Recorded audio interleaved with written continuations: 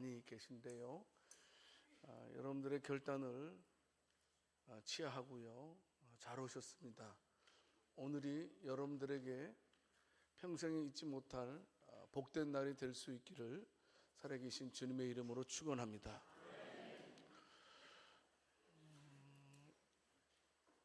살아갈 때 힘든 일이 있어요, 그죠?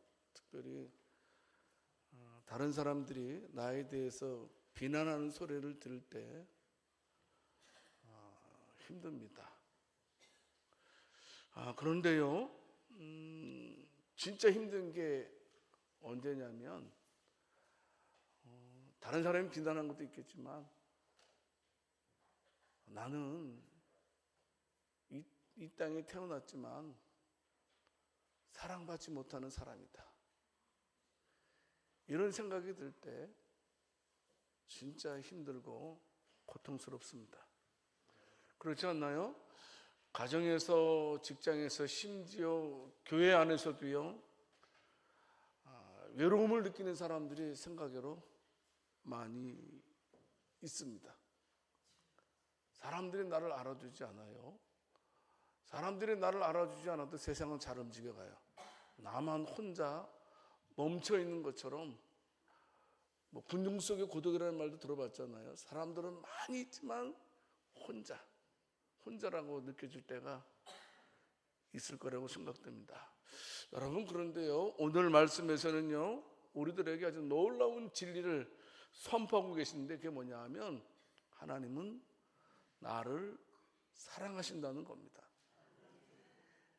이것이 얼마나 귀한 말씀인지 모릅니다. 이 한 문장은 상당히 짧지만 이 요한복음 3장 16절 하나님이 나를 사랑하신다라는 이 말씀이요, 어떻습니까? 인류의 역사를 바꾸었고 수많은 사람들의 인생을 새롭게 해준 것을 우리는 역사적으로 많이 알고 있습니다. 자, 우리는 오늘 말씀을 통해서요, 하나님의 사랑이 어떤 사랑인지, 하나님 우리 사랑한다 그랬는데 그 사랑이 어떤 사랑인지, 그리고 그 사랑이 우리에게 어떻게 나타났는지, 또 우리가 그 사랑에 어떻게 응답하는 것이 좋은지, 이것에 대해서 아주 짧게 설교를 하겠습니다. 물론 세상에서도 사랑을 말하더라고요. 그렇지 않습니까? 유튜브를 보든 뭐를 보든 간에 사랑은 다 말하고 있습니다만은, 그러나 세상에서 말하는 사랑은 어떻습니까? 굉장히 조건적이고 또 변하는 것이 세상의 사랑이 아닌가 싶습니다. 자, 그러면 오늘 말씀, 이제 성경에서는 하나님의 사랑을 과연 어떻게 말하고 있는가? 첫 번째는 하나님의 사랑은 이처럼 큰 사랑이라고 말씀하고 있습니다. 무슨 말씀이냐 하면 오늘 읽은 요한복음 3장 16절 말씀을 보게 되면 이렇게 말씀하고 있어요. 하나님이 세상을 이처럼 사랑하사. 여기서 저와 여러분들이 주목할 것은 뭐냐면 이처럼이라는 단어입니다. 여러분, 우리가 동해 바다를 가본 적이 있을 것입니다. 끝이 보이지 않습니다. 얼마나 바다가 넓은지 우리가 보지 않습니까? 마찬가지로 이처럼이라는 단어는 우리 인간의 언어로 담을 수 없는 하나님의 사랑의 깊이, 하나님 사랑의 높이, 넓이에 대해서 말씀을 하고 있는 단어입니다.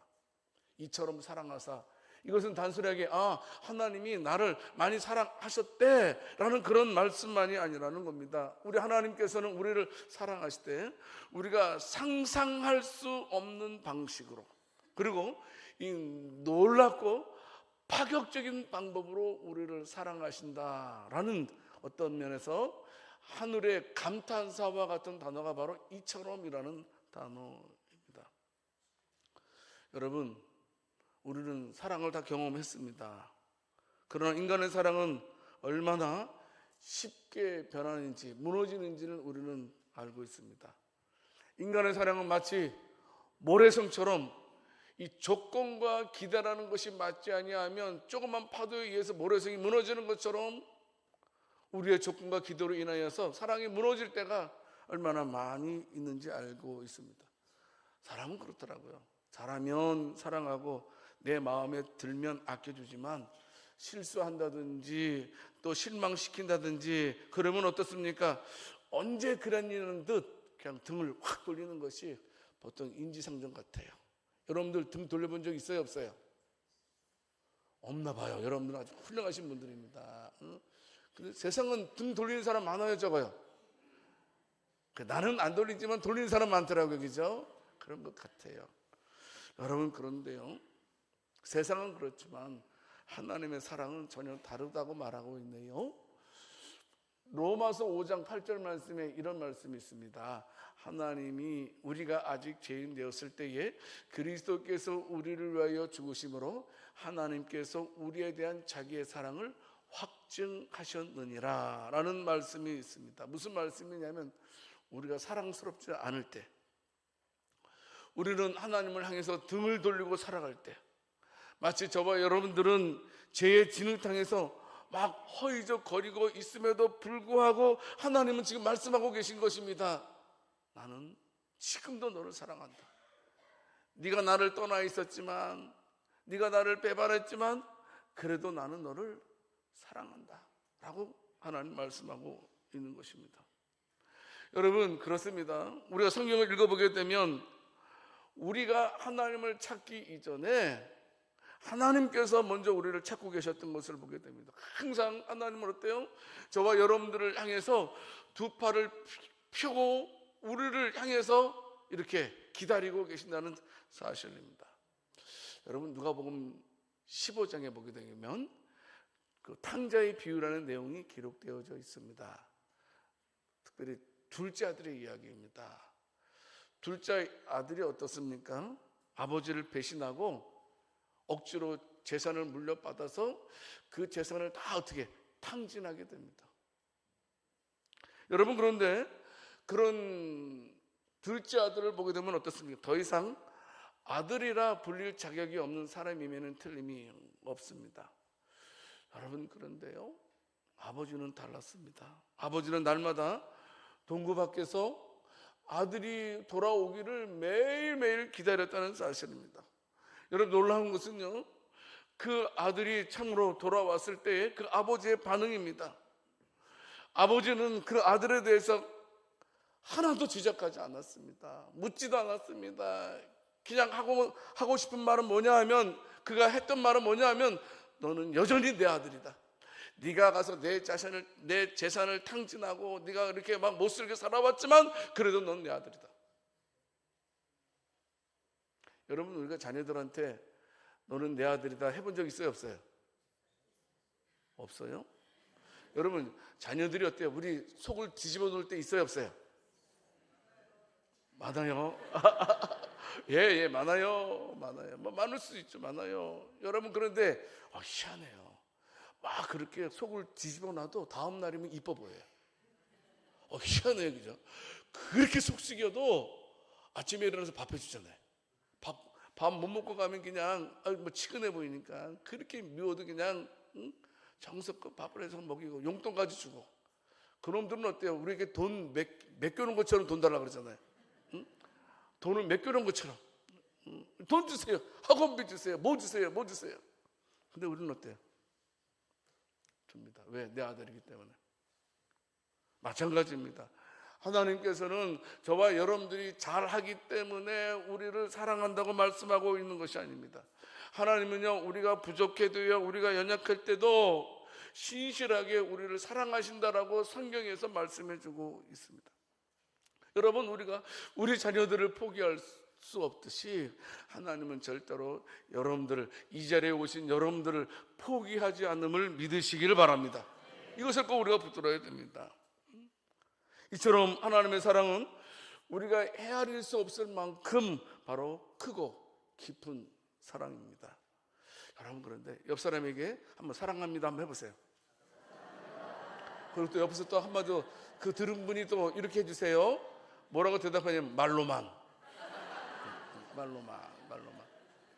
여러분, 그런데요, 막 우리는 사랑합니다 그러면 말로만 하는 거지 막 이랬지만, 여러분, 근데 하나님의 사랑은 절대로 단순한 감정에 머무르는 것이 아니고 말로만 하는 것이 아니고 우리 하나님은 그 사랑을 행동으로 보여주셨어요.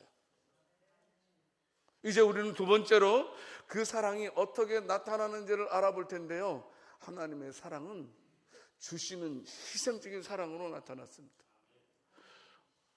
아까 이거 요한복음 3장 16절 말씀을 다시 보게 되면 하나님이 세상을 이처럼 사랑하사 독생자를 주셨다, 이렇게 말씀해 주고 있습니다. 여러분, 진정한 사랑은 말로 머물지 않습니다. 사랑은 행동으로 증명이 되지 않습니까? 하나님의 사랑은 말로만 하지 않았다는 겁니다. 자신의 전부이신 독생자 예수 그리스도를 이 땅에 보내셔서 우리를 위해서 대신 십자가에 죽게 하셨다는 겁니다. 그런데 하나님께서 그 아들을 십자가에 내몰았지만 그 내모는 것이 우리가 착해서가 아니라는 겁니다. 우리가 하나님과 원수 되었을 때도,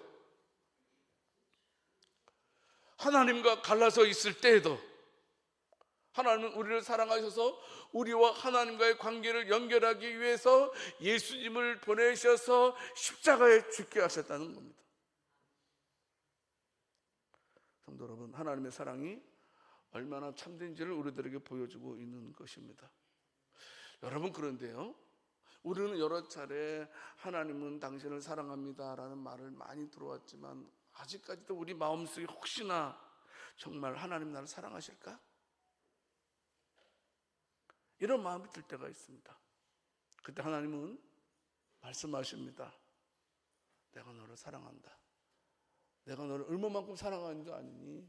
내가 너를 너무나 사랑하기 때문에 내 독생자 예수까지도 십자가에 죽게 했단다. 성도 여러분, 우리는 그 하나님의 사랑 앞에서 고백을 해야 된다는 겁니다.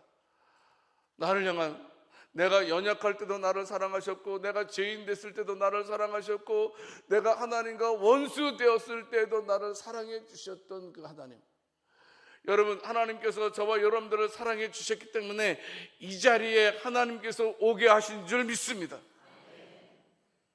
하나님의 사랑은 아주 값싼 사랑이 절대로 아닙니다.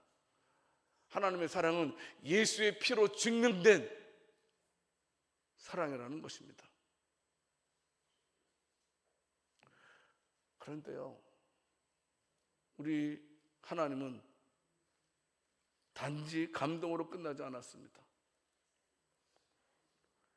놀라운 것은 뭐냐 하면 하나님께서 우리들에게 인생을 바꾸는 능력의 사랑으로 우리에게 다가오셨다는 거예요. 무슨 말씀? 세 번째는 뭐냐 하면 우리가 어떻게 구원받은지 말씀해 주고 있습니다.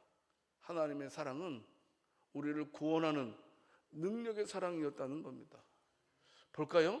요한복음 3장 16절 말씀 계속해서 보게 되면 하나님이 세상을 이처럼 사랑하사 독생자를 주셨으니 이는이란 말, 왜냐하면, 왜 예수님 십자가가 죽었느냐 하면, 왜냐하면 예수님을 믿는 자마다 멸망하지 않고 영생을 얻게 하려고 예수님이 십자가에 죽으셨다, 이렇게 말씀해 주고 있습니다. 하나님의 사랑은 단순하게 우리를 위로하는 차원이 아니라는 겁니다. 우리를 감동시키는 차원이 아니라는 겁니다. 하나님의 사랑은 저와 여러분들을 죄와 어둠과 죽음에서 건져내는 능력의 사랑이었다는 겁니다. 하나님의 사랑은 저와 여러분들을 멸망시키지 않고 영생을 허락해 주시겠다고 말씀하시는 겁니다. 여러분 기억하십시오. 예수님께서 이 땅에 오신 것은 또 하나의 종교를 만들기 위해서 오신 것이 아니고, 예수님께서 이 땅에 오신 것은 저와 여러분들에게 생명을 주시기 위해서 이 땅에 오신 줄 믿으시기 바랍니다. 그래서 누구든지 그를 믿는 자마다, 누구든지 그를 믿는 자마다 멸망하지 않고 영생을 얻게 하려 하심이라. 하나님의 사랑은 우리의 운명을 바꾸는 사랑입니다. 능력의 사랑입니다. 하나님의 사랑은 저와 여러분들을 새 사람으로 하나님의 자녀로 바꾸는 바로 창조의 사랑이기도 합니다. 자, 그러면요, 성도 여러분, 여기서 제가 아주 짧게 중요한 걸 몇 가지를 다시 한번 얘기할까 합니다. 그렇다면 이렇게 크고 희생적이고 능력 있는 사랑 앞에서 우리는 어떻게 반응해야 하느냐 하는 겁니다. 첫 번째는 뭐냐면, 여기 오신 분들 아직 뭐 잘 모르실 거예요. 믿음으로 하나님의 사랑을 그냥 받으면 됩니다. 근데 우리는 양심이라는 게 있어가지고, 아이고, 나 같은 놈이 어떻게 그 귀하신 하나님의 사랑을 받는단 말이야. 나도 염치가 있지. 내가 벌려놓는 일이 한두 가지가 아닌데, 하나님이 나를 사랑한다 말하지만 내가 어떻게 하나님을 사랑해? 라고 말하면서 물러서면 안 된다는 겁니다. 그냥 어린아이처럼 받아들이면 됩니다. 하나님, 저를 사랑해 주신 거 고맙습니다 라고 하기만 하면 됩니다. 이 단순한 고백이 저와 여러분들의 인생을 바꿔놓은 첫걸음이 되는 겁니다. 다른 것도 없습니다. 하나님이 저를 사랑하시는 줄 믿습니다. 따라서 해보세요. 하나님께서 나를 사랑하심을 믿습니다. 이렇게 고백만 하면 돼요. 여러분, 괜찮아요. 우리가 어떻게 살았든지 중요하지 않아요. 우리가 얼마만큼 살았는지 중요하지 않아요. 그냥 하나님께서 나를 사랑하신다는 것을 믿고 받아들이면 됩니다. 우리의 각오도 묻지 않습니다. 우리의 실수도, 우리의 연약함도 따지지 않습니다. 그래서 은혜라고 말하는 겁니다. 우리가 이 자리에 함께 하셔서 하나님이 나를 사랑하신다는 사실만 믿고 고백만 하고 받아들이면 하나님께서 우리의 인생을 바꿔주실 줄 믿습니다. 둘째는 받은 사랑으로 살아가야 된다는 겁니다. 사랑은 머물러 있으면 식습니다. 사랑은 흘러가야지만 살아납니다. 여러분, 우리가 하나님의 사랑으로 채워진 사람은요, 그 사랑은 나누고 싶어서 견딜 수 없어요. 희한해요. 신앙생활 할 때요, 여러분들 최고 중요한 게 뭐냐면 이거예요. 나는 특별한 사람이다. 따라서 해서 나는 하나님께 특별한 사람입니다. 여러분, 아주 귀한 하버드대 졸업하고 예일대 졸업한 옆집 아이랑 여러분 내 아이랑 누가 중요해요? 그 부러워하잖아요. 여러분, 아주 성공한 자녀가 있고 조금 부족한 자녀가 있어요. 여러분, 나한테 누가 소중해요? 둘 다 소중해요? 아니잖아요. 여러분, 꼭 명심.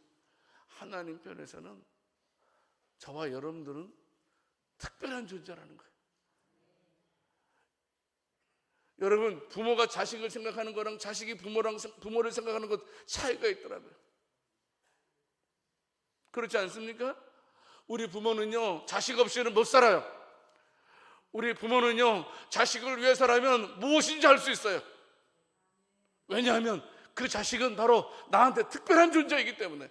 수많은 사람들이 있지만 내 자녀는 특별한 존재이기 때문에. 여러분, 마찬가지라는 겁니다. 이 자리에 오신 여러분들이 하나님께서는 특별한 존재들임을 믿으시기를 바랍니다. 이것을 꼭 기억해야 됩니다. 내가 하나님 편에서 특별한 존재라는 사실을 깨달았을 때 우리는 어떻게 해야 됩니까? 우리는 그것을 가지고 사랑을 나누면서 살아가는 자들이 되어야 한다는 사실입니다.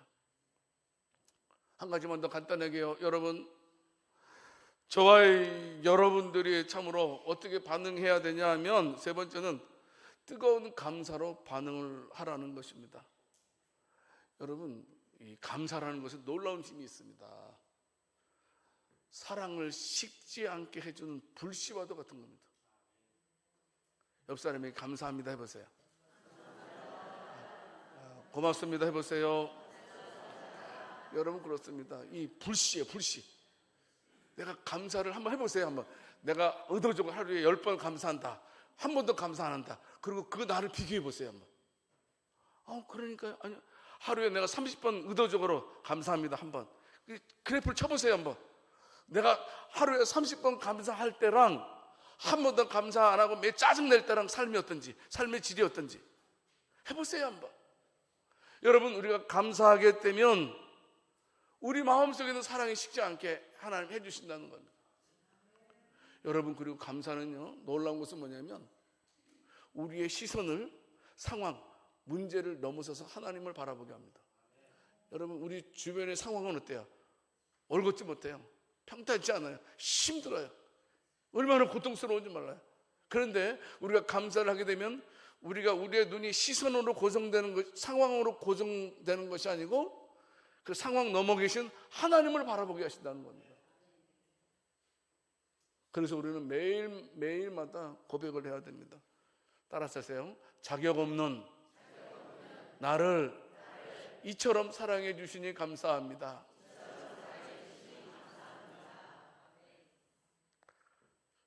말씀을 뵙겠습니다. 성도 여러분, 하지만 세상은 여전히 우리의 귓가에 속삭일 겁니다. 너는 안 돼. 너는 부족해. 너는 사랑받을 자격이 없어. 라고 우리의 귓가에 속삭일 겁니다. 하지만 하나님은 이 시간 다시 한번 우리들의 마음에 말씀하십니다. 아니다. 누가 뭐래도 너는 내 아들이다. 너는 내 아들이다. 그래서 시편 2편 7절 말씀에서 시인은 고백하고 있습니다. 내가 여호와의 명령을 전하노라. 여호와께서 내게 이르시되, 같이 읽어보겠습니다. 시작. 너는 내 아들이라. 오늘 내가 너를 낳았도다. 아멘. 하나님께서 저와 여러분들을 단순하게 용서해 주신 것이 아니라 새 이름으로, 새 신분으로 우리를 부르셨습니다. 성도 여러분, 너희가 내 사랑 안에 거했으면 좋겠다 라고 말씀하십니다. 우리가 살 수 있는 길은요, 우리가 하나님의 사랑 안에 거할 때만이 행복하게 살아갈 수 있음을 성경은 말씀하고 있습니다. 오늘 여러분들이 교회 오셨어요. 여러분, 뭐 재수없게 끌려서 온 것 아닙니다. 여러분, 안 갈 수도 없고 참 피곤해. 아니, 신앙생활 하다 보면 오늘 온 게 우연이 아니라는 걸 아시게 될 거예요. 야, 오늘 온 게 하나님의 뜻이었고, 오늘 온 게 하나님께서 나를 사랑하시는 그런 액션이었구나 해서 깨닫게 될 거예요. 저는 이 시간 분명히 말씀드립니다.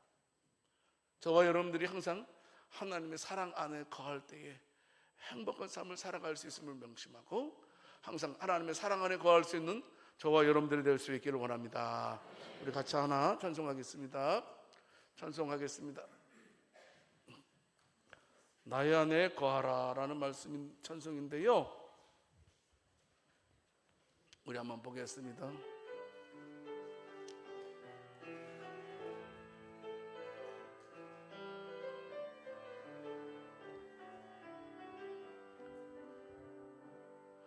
나의 안에 거하라. 나는 내 하나님이니 모든 환난 가운데 너를 지키